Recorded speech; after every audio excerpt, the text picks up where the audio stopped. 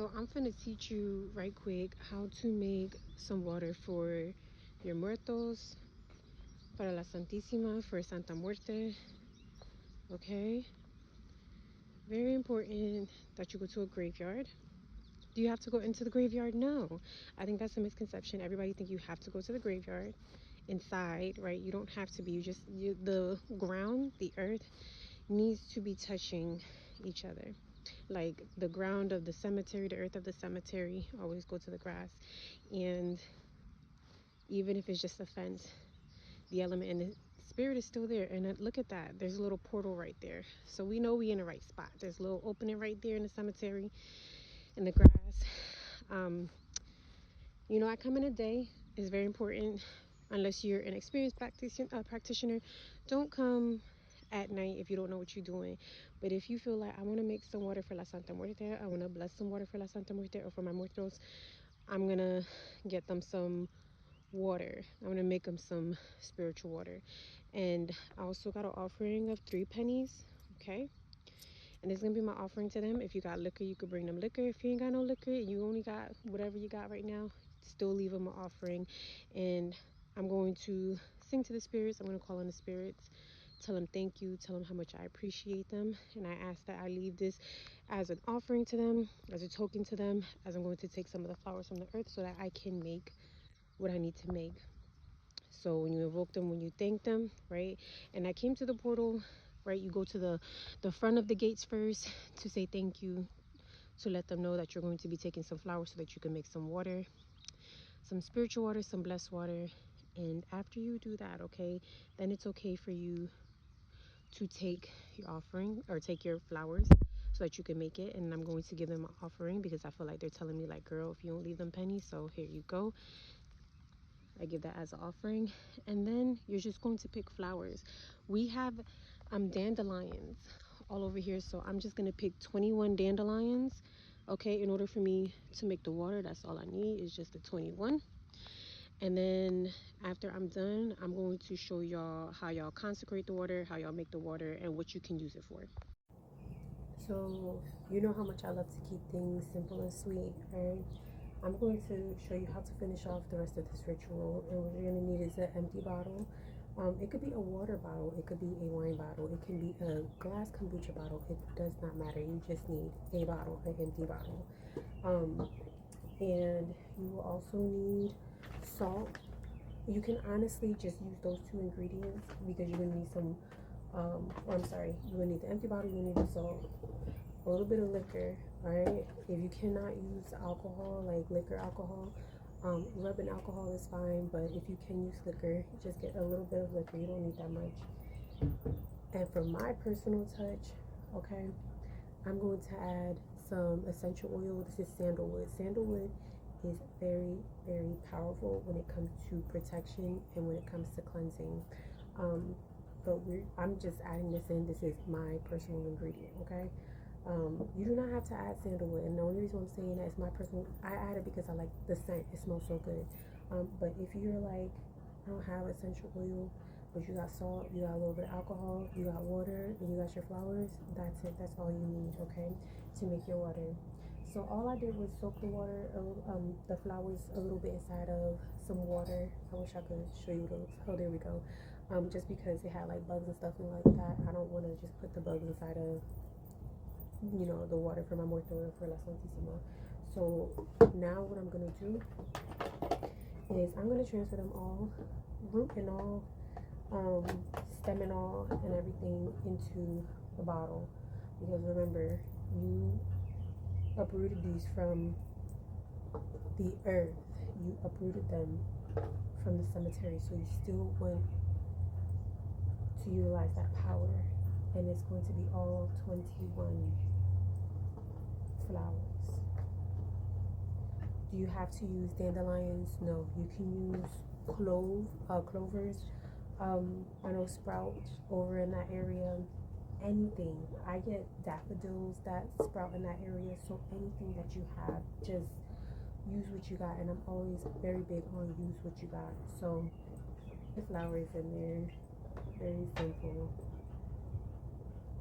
And then after you put your flowers in there, You're just gonna put a pinch of salt. You ain't gotta put too much, just a pinch.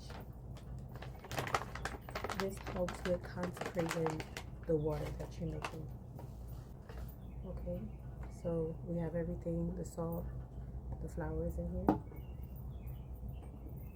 You're just gonna put a little bit of liquor in there, alcohol. I use vodka.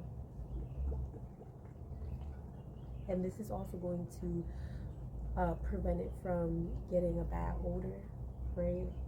From sitting out on the altar for too long. If you did this with regular water, and you gotta understand, if you're doing this with regular water, that's gonna go bad. That is gonna go real bad, real quick. It's gonna smell. It's gonna get a rotten smell. The alcohol prevents it. It actually like makes it shelf stable, so you can keep this for years. If you fill this whole thing up, if you just buy a whole liquor bottle and fill this whole thing up, you can keep this for years. If you use alcohol versus water. Now what I'm going to do is put some filter water. You can use filter water or you can use spring water. And I'm going to fill this up to the top. Now the rest of the part I cannot show you because this is going to go onto my work altar and you cannot see that. But I just put 3 little squeezes of my essential oil in there. And you put this on your altar for it to be consecrated. Remember, you want to fill at least some way up with just some water. So you have filter water, spring water is best. Try to avoid tap water, but if you gotta use tap water, it's okay.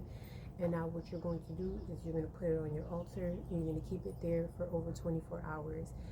Normally, when you do this ritual, you're going to see bubbles inside of it. That'll let you know that the spirit is pleased, depending on what kind of spirit you're putting it on, whether it's La Santa Muerte, Mite Cuatica, or if it's with like your muertos, if you know have a pot or something like that, or you're working some kind of dead, then you're going to put this on their altar.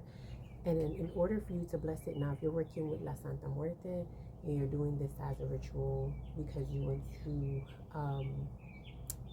you know, use this as protection or cleansing, this is Muerto water, so you use it for protection, for cleansing. You can use it as a floor wash, you can use it as a door wash, you can use it outside your windows. This is going to create a protective barrier, okay?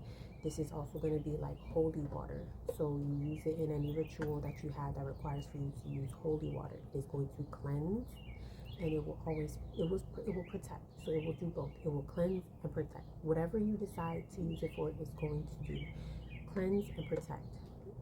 That's what it's going to basically be attuned to do.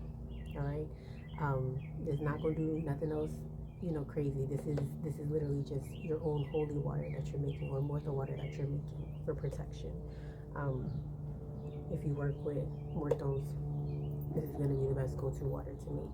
Very easy, very cheap, very simple. Now to consecrate it, the most important thing is the consecration, is the blessing, because you can put ingredients, and that's the thing. People don't understand when you put ashe, when you put blessings, when you consecrate something, that is the most important thing. That's why when you receive some kind of spiritual tool, right, you have the blessed version, you have the unblessed version. It means nothing if you put these ingredients together and you just leave it alone. You didn't bless it. You prepared it and you ain't finished the ritual. You ain't finished consecrating it. You ain't finished doing what you need to do to make sure that it's blessed and it's going to do what you're wanting it to do, okay? So to consecrate it, when you put it on the altar, light an incense, light a white candle, and then you're going to pray 3 Hail Marys.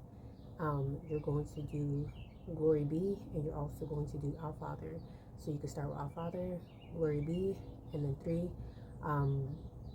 Hail Marys. If you want to add a little extra oomph to it, you can do some, depending on what you want to do. If you want to, you know, cleanse and remove something, I would do Psalm 91 or 109. If you want to bring bring protection in, if you want to feel protected and feel, you know, strongly guided when you're using it, anything that's to seal and make something concrete around you, what you're going to do is you'll use Psalm 23:4. the Lord is my shepherd. So you will consecrate that water. Leave it for 24 hours on whatever altar it is that you're working. Leave it for 24 hours. And then after that, you can still leave it on your spirit's altar. You can store it inside of your cabinet, whatever it is. But that's it. That's all you have to do to make your water. That's it. Easy, simple, 1, 2, 3. All right, now, so this is what you want to see. It. Remember, I was talking about the bubbles. So yeah, this is my water for my muertos, for my dead, for La Santísima. Just letting you know the spirits are pleased with the ritual. But here you go. I got you a whole nice recipe for protection water from the dead. Remember, this is necromancy, so this is a necromancy ritual. Do at your own, at your own risk. If you know what you're doing, you know what you're doing. All right, but consecrated. This is beautiful, and they're happy.